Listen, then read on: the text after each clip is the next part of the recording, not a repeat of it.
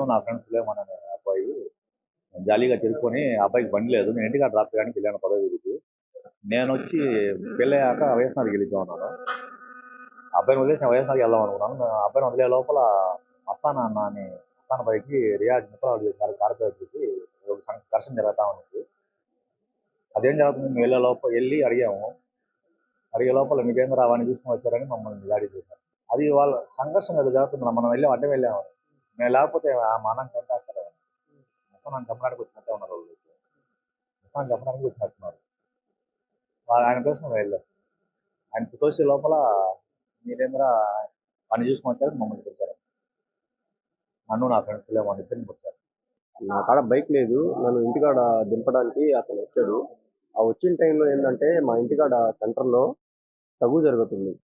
అది ఎవరు ఏందని చెప్పి మేము బండి ఆపాము. చూస్తే మా ముఖంలో ఉన్నాడు అతను. ఆపోనెంట్ వచ్చి కార్పొరేటర్ రియాజ్ ఉన్నాడు.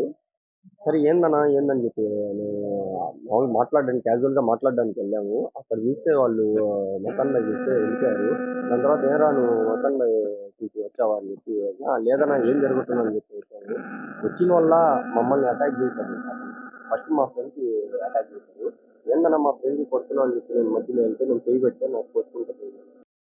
జరగమిట్ట గౌతమి నగర్ చెందిన షేక్ అఖిల్ అనే వ్యక్తి ఇచ్చిన ఫిర్యాదు మేరకు నిన్న రాత్రి సుమారు 11:30 గంటలకు ఒక వ్యక్తి మస్తాన్ అనే వ్యక్తితో గొడవ పడుతుంటే వీళ్ళకి అడ్డు తీయబోగా అతను వీళ్ళ పైన కత్తితో దాడి చేశాడనేది తెలియజెప్పారు. పూర్తి వివరాలు ఇంకా తెలియలేదు. కేసు దర్యాప్తు చేసి కేసు కట్టేది దర్యాప్తు చేస్తాం. దాని తర్వాత ఇంకా దర్యాప్తులో జరిగే కావాల్సింది. అది రాజకీయంగా అయితే మేము అనుకోవట్లేదు. వాళ్ళిద్దరు ఏదో పర్సనల్గా గ్రెడ్జెస్ ఉన్నాయి, దానివల్ల ఏదో జరిగింది. For more videos like this, subscribe Big TV channel.